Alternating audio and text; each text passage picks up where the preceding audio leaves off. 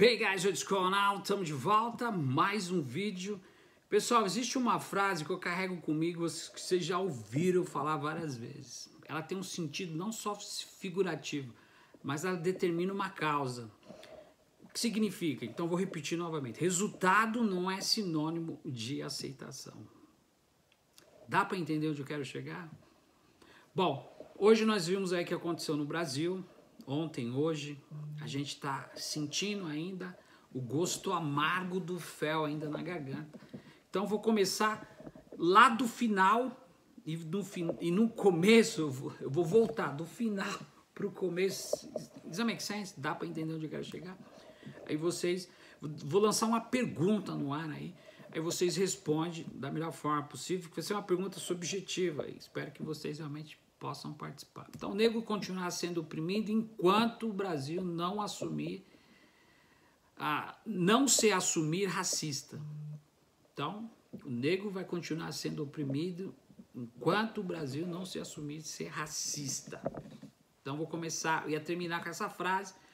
Lá no final, eu volto e faço uma pergunta. Bom, vocês viram aí o que aconteceu aí no Brasil. Isso não é a primeira vez. A gente tem aí a segunda indústria carcerária do mundo, a primeira aqui nos Estados Unidos, a segunda no Brasil, com quase 800 mil pessoas. Tem tanta gente sofrendo, claro, você errou, você tem que pagar. É a lei que você tem que sofrer. É uma lei universal. Aqui você erra, aqui você paga. Aqui você faz, aqui também você recebe. A gente vai fazer uma análise aí e entender o que está acontecendo por ambos dos lados, porque a questão é bipartidária, a gente sabe muito bem disso. Não só por causa desses conflitos, mas muitas das vezes das coisas que nós deixamos a desejar. Por isso que eu falo, resultado não é sinônimo de aceitação. Se a gente for analisar. Porque toda regra tem sua exceção. E a regra básica sempre vai ser aquela pelo qual o resultado tem que bater. Então, a gente está vendo que a questão racial para a luta contra a discriminação da população negra produz resultados consistentes. Por quê? Porque há um passo decisivo que nós, povo brasileiro, ainda nós não temos de assumirmos dentro da sociedade o que somos. Por que eu estou falando isso? O Brasil foi implementado da forma errada na economia global. Tudo que foi feito no Brasil só foi feito somente nas escolas, um trabalho com a ajuda da CIA, de grandes incorporações, para poder destilar, e é assim que eles trabalham. Então, o aparato que está por detrás é mexer sempre com a questão intelectual, porque é assim que a gente constrói. Em 1930, a Universidade de São Paulo foi criada em São Paulo justamente para criar formadores de opinião. Então, nas escolas do Brasil, você só aprendeu desse lado direito 15%. Do lado esquerdo, 85%, que é o lado da criatividade, da percepção, nós não aprendemos. Você pode ver que o MEC, o Ministério da Educação, tinha uma cartilha regulamentada baseado naquilo que era para ser aplicado. Então, nós fomos inseridos da forma errada. Porque além de ser um país periférico, totalmente independente, nós não conseguíamos e não conseguiríamos avançar, porque enquanto outros países avançavam na era da Revolução Industrial, o Brasil estava estaque, parado.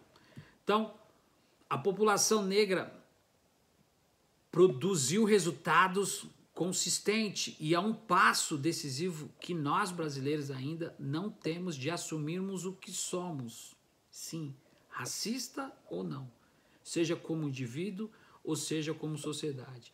Então, se a gente for analisar por vias de fato, aí, quando você admite a existência de um racismo, cria-se automaticamente a obrigação moral de agir contra ele. Então, essa negação que é essencial para a continuidade do racismo, ela só consegue funcionar se você reproduzir embaraços quando é negado. Porque foi colocado no seu paradigma e automaticamente você usa esse dispositivo, que é uma questão de naturalização, ou seja, já foi naturalizado por vias de fato. Então, aí, incorporado esse incidente, nosso cotidiano como algo normal, não passa sendo reconhecido. em todos os aspectos. Então, é um problema que existe, que deve ser corrigido. De que forma? Você que está do outro lado. Então, muitas das vezes, não sendo um racista reconhecido, é como se o problema não existisse e nenhuma mudança foi necessária. Porque hoje eu falei da questão bipartidarista, que existe aí, left and right, esquerda e direita, todos os aspectos, e a tomada da consciência. Porque dessa forma que nós fomos inseridos, tá dando para vocês acompanharem a linha de raciocínio, nós não conseguimos o quê? A tomada da consciência, construirmos o quê? Um senso comum para que nós pudéssemos vermos essa coisa de forma não relativa. Esse é o ponto de partida fundamental. Então, se a gente for analisar, a gente vê que existe uma indagação que parece que é meio que contraditória, porque os brasileiros quase diariamente vê na televisão, vê aí os crimes que acontecem praticado, e é isso que preocupa a gente, principalmente essa naturalização, porque nós vivemos com essa passividade. Pode estar explodindo um estado aí, as coisas vão continuar, as pessoas vão continuar indo para sexta-feira beber, ir para o barzinho, enfim, a gente está vendo aí que os brasileiros entendem que lá fora é que existe o ódio racial, mas não no Brasil. Então tudo acontece lá fora. Então a grande preocupação para a gente que acredita, e você que está aí nos assistindo,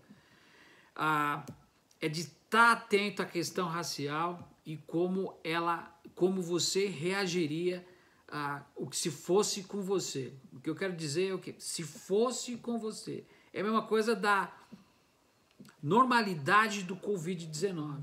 Então, para os outros é uma coisa. Se fosse para você...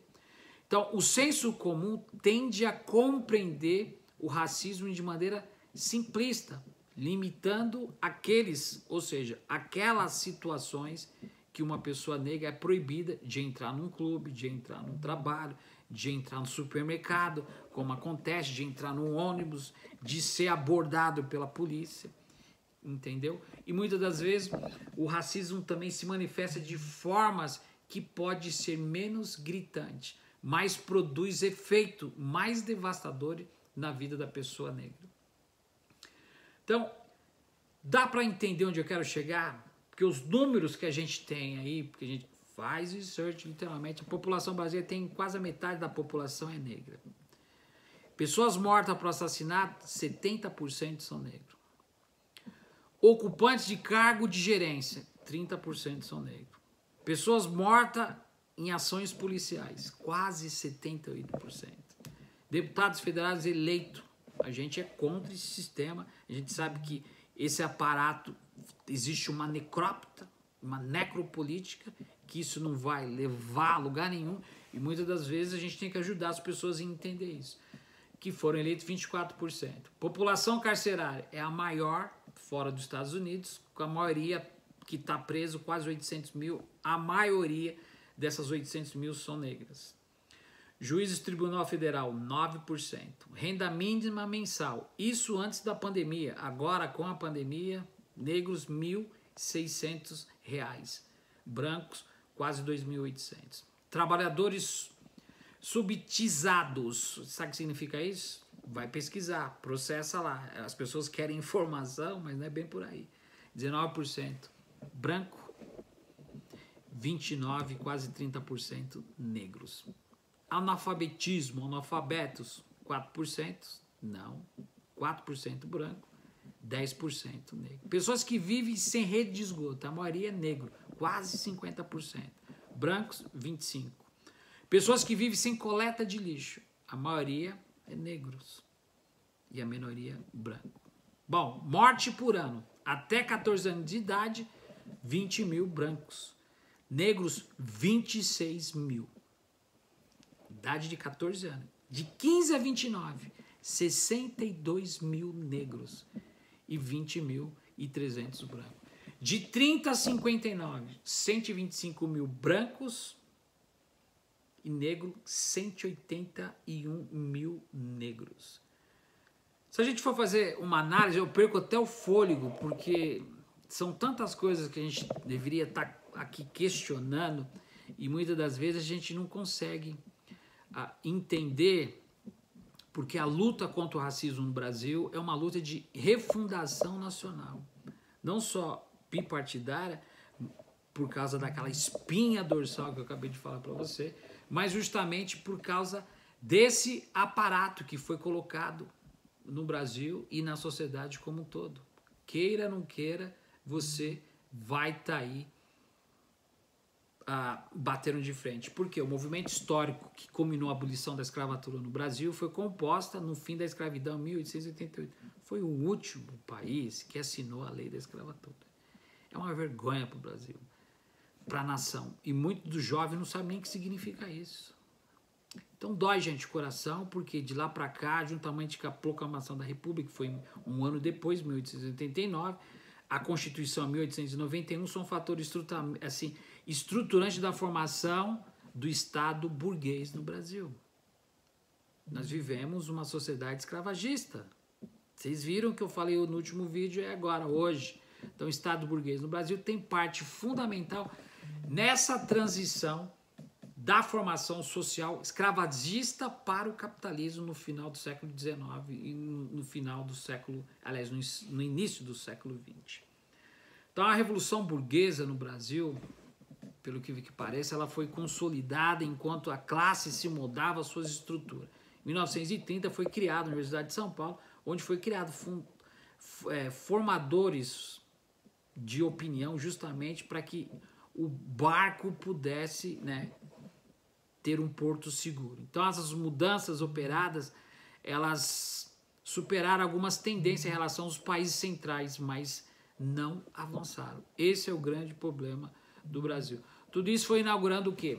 A politização da sociedade e uma questão primordial que foi a inauguração do capitalismo em todos os aspectos, principalmente no Brasil, como ponto visto externo. Então, subordinado ao imperialismo, o Brasil, a gente sabe muito bem que, além das profundas desigualdades sociais, essa questão de caracterização das consequências para a estruturação do racismo no Brasil. Então, a substituição da força de trabalho escrava, ela foi o quê? Transformada em pré-capitalista. E é assim que funciona, e é assim que está funcionando até hoje. E é assim que nós estamos vendo, porque existe um molde totalmente diferente para que a gente possa entender não só aquela espinha dorsal, mas principalmente a informalidade em outros aspectos da questão industrial, que foi colocada aí como base. Então, para a gente entender esse preceito, nós temos que entender duas coisas importantes. Por que o Brasil não conseguiu avançar? Eu já respondi no outro vídeo, justamente por causa que não trabalhou as questões de base. Então, esse tipo de debate sempre foi colocado ao lado, porque existia essa reação da organização dos oprimidos. Em vez de criar o quê? Algo que pudesse dar sustentabilidade, principalmente na Constituição e principalmente contra os partidos burgueses como espinha dorsal do racismo, foi-se feito de uma outra forma. E assim que o Brasil continuou e aí continua sendo um dos países que tem o maior índice de desigualdade racial em todos os aspectos. Então, a origem da polícia como pilar de sustentação da desigualdade no Brasil é um mecanismo de repressão que está sendo empregado desde 1700, não só aqui nos Estados Unidos, mas principalmente no Brasil. Então, se a gente for entender, mesmo com o fim do movimento abolicionista, que é um exemplo para ser analisado como o primeiro movimento popular de caráter nacional, nós não conseguimos avançar. Então, o que eu quero chegar nesse conceito hoje, para que você realmente possa entender que mesmo que esse movimento abolicionista, como exemplo para ser analisado na sociedade como o primeiro movimento popular de caráter nacional, de massas que não envolveu setores médios urbanos e negros escravizados fracassou literalmente no Brasil. Então, se a gente for combinar diversas táticas para poder alcançar um objetivo de estratégia de abolição da escravatura no Brasil, dessa sociedade, a gente vai ver que a gente está perdendo espaço justamente por causa desses avanços, e principalmente do Partido da Ordem, que ficou aí praticamente por mais de 16 anos. Então, é difícil? De entender. É um consenso. É algo que foi produzido com uma universidade da razão. Não sei se é essa meio que a palavra. Da questão não só do humanismo, produzido pelo iluminismo, é meio que complexo. Da barbárie, do colonialismo e principalmente da escravidão. Então, todas essas temáticas aí são submetidas a essa brutalidade colonialista, principalmente no Brasil, onde o poder de persuasão, o aparato de opressão, sempre vai ser a força contra os negros. Então, para a gente terminar, gente, para que você possa aí realmente refletir, sei que nós vivemos aí dias totalmente conturbados e eu vou deixar o desafio aqui para vocês. Enquanto a gente não entender que somos nós que temos que reconstruir o Brasil, enquanto nós não quebrarmos esse paradigma da nossa mente e não entendermos que tem tanta gente sofrendo, que o poder instituinte tem que sair da mão da burguesia e voltar para a mão da população, através de emancipação, de política dinâmica de convergência, nós vamos continuar sofrendo. A luta contra o racismo no Brasil é uma luta de refundação nacional, porque o que está por detrás de tudo isso, vocês sabem muito bem, eu já li para vocês e vou ler novamente no livro aí, que logo, logo vai estar aí, escrito por mim. O Brasil foi criado acima de um latifúndio escravagista e a gente não conseguiu passar a régua, propriamente dito em português, claro. Então, a pergunta que eu deixo, se vocês quiserem participar, se inscreva aí, vai ficar um telefone. Mande uma mensagem no WhatsApp, fala, eu quero montar um comitê, eu quero lutar, eu quero ajudar. A gente não pode viver numa sociedade como cidadãos invisíveis, que não tem participação ativa, não exerce a cidadania em todos os aspectos. Eu acho que deu para entender até onde nós vamos chegar, porque enquanto nós não mostrarmos a nossa cara e vivemos na expectativa de esperar que eu e outros façamos aquilo que eu e você temos que fazer, nós vamos perder nosso espaço progressista. O Trust já está no Brasil. A revolução, ela já começou, ela está silenciosa, caminhando, passo a passo, passo a passo. O Brasil vai nascer da cinza. Muita gente pergunta, o que significa isso? O poder instituinte vai voltar para a mão do povo e o povo vai poder governar. Como? Se ninguém sabe de nada. É simples, gente. É simples. Com política dinâmica de convergência, o Brasil vai ter um governo de punho popular, com assembleias populares, onde o povo vai ter participação, o povo vai ser respeitado, o povo vai poder ter o poder do petróleo, o controle do petróleo, das reformas agrárias, do assentamento, das riquezas minerais. Tudo vai ser modificado. Isso na novela das 8, nós estamos com 3.580 comitês parados pelo Brasil, norte a sul, leste a oeste e centro-oeste. Pessoas que têm consciência crítica. Não é o povão que está aí, na expectativa. Por isso que nós temos que olhar o racismo no Brasil com outros olhos. Nós temos que quebrar essa hegemonia. Porque essas pessoas estão lado a lado conosco. E nós vamos ajudar. Nós vamos. De que forma? Inerente, orgânico, sem pretensionismo. Nós vamos mostrar que tá na rua não é ir pra rua, Nós vamos mostrar que realmente nós sabemos o que nós estamos fazendo. Mesmo com as controvérsias. Será duro, árduo, sim, com certeza. A polícia será colocada no seu devido lugar. Se eles virem, vão tomar. Essa é a regra. Tá na hora, gente. O Brasil vai se levantar.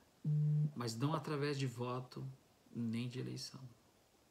Preste atenção nas coisas que estão te distraindo. Muitas das vezes a juventude está perdendo tempo com coisas, querendo ganhar dinheiro, vestir isso, aquilo, e não consegue ver que a resposta está única e exclusivamente na mão. Principalmente dos jovens que representam o futuro de um país. A representatividade, esse sistema que está aí, fracassou, ele foi programado justamente para fracassar, para não andar, para travar, para retroceder em todos os aspectos. Mesmo que se a esquerda ganhe as eleições, porque tenho certeza absoluta que não vai ter eleições no Brasil em 2022. Vai ter um processo revolucionário. Mesmo que venha Lula, Haddad, Ciro Gomes. Meu telefone está aí embaixo. A gente sabe onde a gente quer chegar. A gente sabe muito bem onde a gente pisa. E tudo está sendo programado em seus mínimos detalhes. Com pessoas que pensam, pessoas que têm o coração aberto, com pessoas que amam o próximo. Quem ama a pátria, luta. Essa é a pergunta que eu vou deixar para vocês aí. Vocês querem participar? Vai ter um monte de comentário aqui embaixo. Eu vou ter a oportunidade de fazer um vídeo e ler todos esses comentários. Mas esses comentários vão voltar para vocês, para que vocês realmente possam processar. Não adianta você só escutar, ou muitas das vezes ouvir. Tem que colocar em prática, tem que agir. É a sociedade que reconstrói o Estado soberano como um todo. Não é representativa. Representatividade de políticos que veste uma roupagem. Você está mudando a vida de um cidadão. Não vai funcionar, mesmo que se a esquerda voltar. Com tudo aquilo que todo mundo gosta. Eu me identifico com ele, ele ajudou bastante. Ajudou, somos gratos. Mas para esse tipo de doença, o remédio é outro. Não existe outra forma. Eles vão vir com as mesmas repetições. Questões assistencialistas. Toma lá, vem para cá. Toma lá, vem para cá. Políticas compensatórias. Repetição virtuosa que não vai te levar a lugar nenhum. Você vai continuar comendo o pão que o diabo amassou, juntando moeda. Sofrendo, sem perspectiva. Sem um futuro para os seus filhos, para os seus netos, para as novas gerações. Pense nisso. Vou lançar um desafio aqui. Eu quero ver quem que é o homem e quem que é a mulher que quer participar. Não é de grupo de WhatsApp. Comitê de graça, simples, para lutar. Que quem ama a pátria, luta. A gente se vê no próximo vídeo. Até mais.